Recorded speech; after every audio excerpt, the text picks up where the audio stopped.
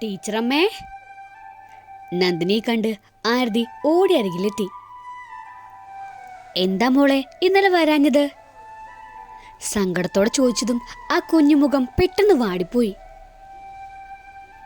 അത് അച്ഛ ഇന്നും കൂടിയ ടീച്ചറെ, എഴുന്നേരത് താമസിച്ച, അതാ വരാഞ്ഞേ. കൊച്ചുകുട്ടിയായിട്ടും ആരതി വ്യക്തമായി പറഞ്ഞത് കേട്ട് അവൾ അമ്പരന്ന് പോയി. അനുഭവങ്ങൾ കുഞ്ഞിനെയാകെ മാറ്റിമറിച്ചിരിക്കുന്നുവെന്ന് പൊള്ളലോടറിഞ്ഞു. അമ്മ മരിച്ചതോടെയാ കൂടി തുടങ്ങിയത്. അച്ഛയ്ക്ക് എന്നും സങ്കടവാ. പാവം എൻ്റെ അച്ഛ. അച്ഛനോടുള്ള ആരതിയുടെ സ്നേഹം വാക്കുകളിലും മുഖത്തും നിറഞ്ഞു. നാളെ മോള് വരുമ്പോ അച്ഛയും കൂടെ കൊണ്ടുവരണം. ടീച്ചറമ്മ പറഞ്ഞെന്ന് പറഞ്ഞാ മതി. ഞാൻ പറയാം ടീച്ചറമ്മേ. എങ്കിൽ മോള് പോയിരുന്നോളൂ കേട്ടോ. അന്നത്തെ ദിവസം നന്ദനിക്കുട്ടി ഹാപ്പി ആയിരുന്നു. സന്തോഷത്തോടെ ക്ലാസ് എടുത്തു തുടങ്ങി. അമ്മേ. വൈകുന്നേരം ഉണ്ണി വീട്ടിലേക്ക് വന്നു. അമ്മയുടെ അടുത്ത് ഹിമയായിട്ടുള്ള വിവാഹകാര്യം സംസാരിക്കുകയാണ് ലക്ഷ്യം. എന്താടാ പതിവില്ലാത്തൊരു സ്നേഹം? അമ്മ എടുത്തടിച്ച് ചോദിച്ചതോടെ ഉണ്ണിയുടെ മുഖം വിളറിപ്പോയി.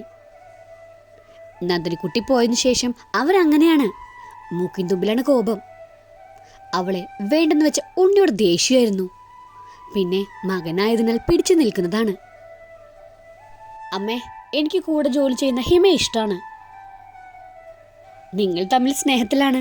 വിവാഹം നടത്തി തരണമെന്ന് പറയാനല്ലേ നീ വന്നത്? മനസ്സിലുള്ളത് അമ്മ പറയുന്നത്. അതിനാൽ അവന് പെട്ടെന്ന് വാക്കുകൾ കിട്ടിയില്ല. ഒന്ന് ഓർത്തോ ഉണ്ണി നീയെ, എൻ്റെ മോള് ഇവിടെ നിന്നും ഇറങ്ങിപ്പോയത് കണ്ണീരോടെയാ. ആ ശാപം എന്നും നിലനിൽക്കും. നീ എത്ര വിവാഹം കഴിച്ചാലും ഗുണം പിടിക്കില്ല, മുടിഞ്ഞു പോവത്തേ ഉള്ളൂ.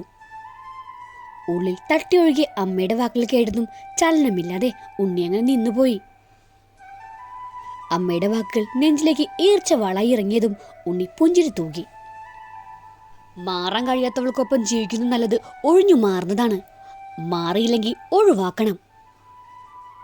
ഉണ്ണി നെഞ്ചുരുകി വിളിച്ചു പോയി. എന്താമ്മേ, എനിക്കിഷ്ടമുള്ള ജീവിതം തിരഞ്ഞെടുക്കാൻ പറ്റില്ലേ?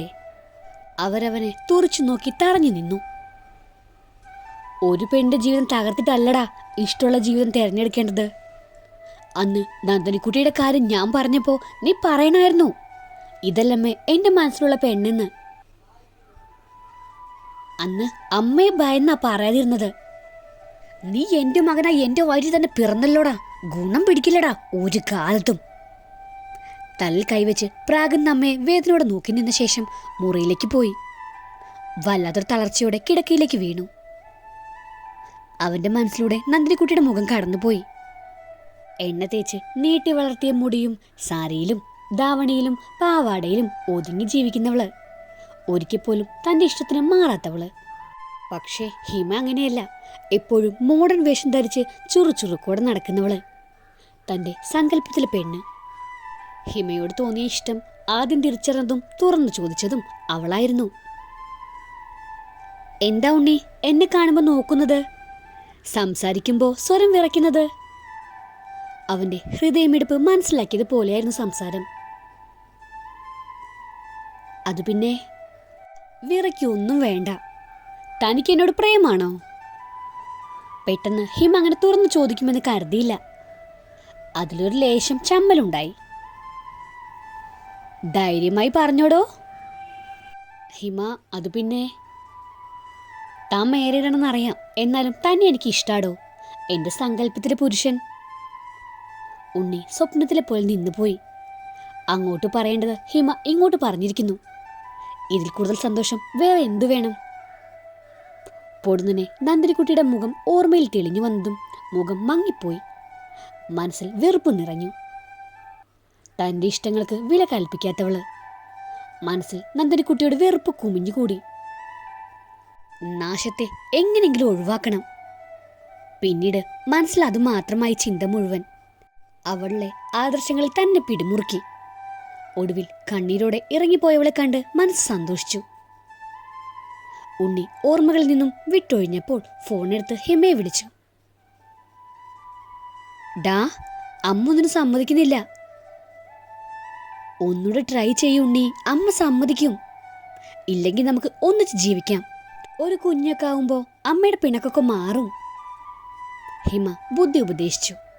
അവനൊന്ന് തുള്ളിച്ചാടാൻ കൊതി വന്നു. മനസ്സറിയും പോലെയാണ് ഹിമയുടെ സംസാരം. ഫോൺ വിളി അവസാനിപ്പിച്ചതോടെ ഉണ്ണി ബാഗുമായി ഇറങ്ങി അമ്മയുടെ അടുത്തേക്ക് ചെന്നു. അമ്മയ്ക്ക് എന്നല്ലല്ലോ ഇഷ്ടം, ആ നാശം പിടിച്ചവളല്ലേ, ഇനി ഞാൻ ഇങ്ങോട്ടേക്ക് വരില്ല. അവന്റെ വാക്കുകൾ അമ്മയുടെ നെഞ്ചിൽ തറഞ്ഞു കയറി. ഒറ്റ മകനാണ്, ഇനി ഇങ്ങോട്ടേക്ക് വരില്ലത്രേ. നെഞ്ച് വിങ്ങിക്കീറി. ഉണ്ണി, ഉണ്ണി! നടന്നകലാൻ കൊതിക്കുന്ന മകന്റെ അരികിലേക്ക് ഓടിച്ചെന്നു. നിക്കുണ്ണി, അമ്മ പറയുന്നത് കേൾക്കടാ. നിനക്ക് ഇഷ്ടമുള്ള പെണ്ണ് കെട്ടിക്കോ, അമ്മയ്ക്ക് സമ്മതാ. അവന്റെ ചുണ്ടിൽ പുഞ്ചിരി തെളിഞ്ഞു. ഹിമയുടെ ബുദ്ധി ഫലിച്ചിരിക്കുന്നു. നന്ദിനിക്കുട്ടി അടുത്ത ദിവസം രാവിലെ സന്തോഷത്തോടെ സ്കൂളിലേക്ക് പോയത്. വളരെ കുറഞ്ഞ ദിവസത്തിനുള്ളിൽ ആരതി അവളുടെ ജീവിതത്തിന്റെ ഭാഗമായി കഴിഞ്ഞിരുന്നു. സ്റ്റാഫ് റൂമിൽ ഇരിക്കുമ്പോഴാണ് ആരതിയുടെ തലവട്ടം കണ്ടത്. ടീച്ചറമ്മേ! കൊഞ്ചിയുള്ള സ്വരം കാതിലേക്ക് ഒഴുകി വീണതും ഉടനെ എഴുന്നേറ്റ് ചെന്നു.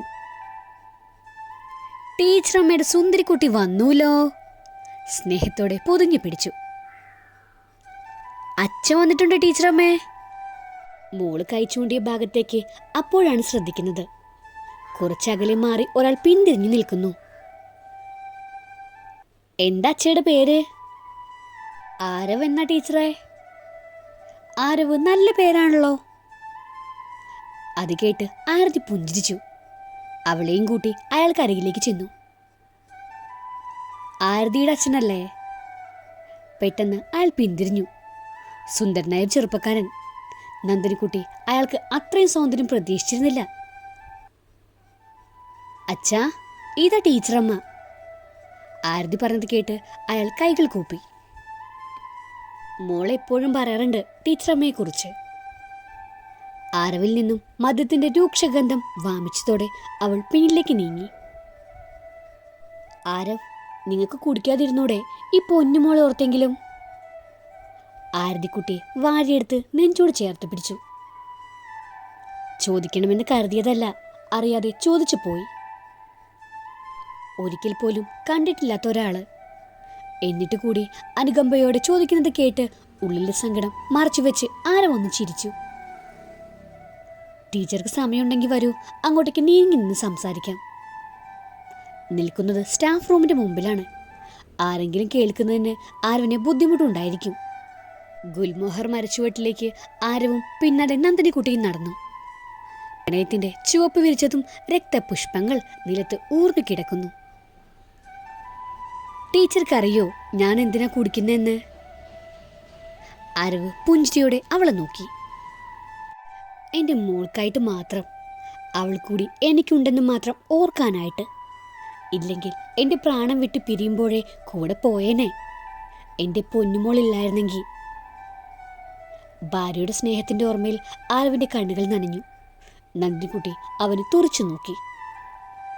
ഭാര്യയെ ജീവനായി സ്നേഹിക്കുന്ന ഒരാളാണ് മുമ്പിൽ നിൽക്കുന്നത്. ഇപ്പോഴും അവളെ ഓർത്ത് ജീവിക്കുന്നു. അവളിലൊരു തേക്കമൊന്ന് നിറഞ്ഞു. തനിക്കുണ്ടായിരുന്നു ഒരു ഭർത്താവ്, താൻ ജീവൻ തുല്യ സ്നേഹിച്ചവൻ. എന്നിട്ടും അവളുടെ കണ്ണുകൾ വീണ്ടും നിറഞ്ഞു. കുഞ്ഞിലെ മുതൽ പ്രണയിച്ചതാ ടീച്ചറെ ഞാൻ എൻ്റെ അമ്മുവിനെ. ഓർമ്മകൾക്ക് നിറം വെച്ചു തുടങ്ങിയ പ്രായത്തിലെ ഇഷ്ടമായിരുന്നു. വളർന്ന് ഞങ്ങൾ വലുതായപ്പോഴും സ്നേഹത്തിൻ്റെ അളവ് ഒട്ടും കുറയാതെ കൂടിയതേയുള്ളൂ. വീട്ടിലെ എതിർപ്പുകൾ ഉണ്ടായിട്ടും ഒരുമിച്ച് ഒരു ജീവിതം മതിയെന്ന് ഞങ്ങൾ നേരത്തെ തീരുമാനിച്ചതാ. ഒടുവിൽ വീട്ടുകാർ വഴങ്ങി വിവാഹം നടത്തി തന്നു. സന്തോഷം നിറഞ്ഞ ജീവിതത്തിൽ എൻ്റെ മൂത്തിനെ തന്നിട്ട് അവൾ മാത്രം ഞങ്ങളെ തനിച്ചാക്കി പോയി. ചിലപ്പോൾ ഈശ്വരന് പോലും ഞങ്ങളുടെ സന്തോഷം ഇഷ്ടപ്പെട്ട് കാണില്ല. ആരവിൽ നിന്നും സങ്കടങ്ങൾ ഒഴുകിയിറങ്ങി. നന്ദിനിക്കുട്ടി തറഞ്ഞു നിന്നുപോയി. മരണം വേർപിരിച്ചിട്ട് കൂടി അവളെ ഇത്രയും പ്രണയിച്ചുകൊണ്ടിരിക്കുന്ന പുരുഷന് മുമ്പിലാണ് നിൽക്കുന്നത്. നിറഞ്ഞ കണ്ണുകളുമായി കൈ ഉയർത്തി അവനെ തൊഴുതുപോയവള്. ഈ ലവ് സ്റ്റോറിയുടെ ബാക്കി കേൾക്കാൻ നിങ്ങൾക്ക് താല്പര്യമുണ്ടെങ്കിൽ സബ്സ്ക്രൈബ് ചെയ്ത് സപ്പോർട്ട് ചെയ്യുക. കൂടുതൽ തന്നെ ബെല്ലൈക്കണും പ്രസ് ചെയ്യാൻ മറക്കരുത്. Thank you.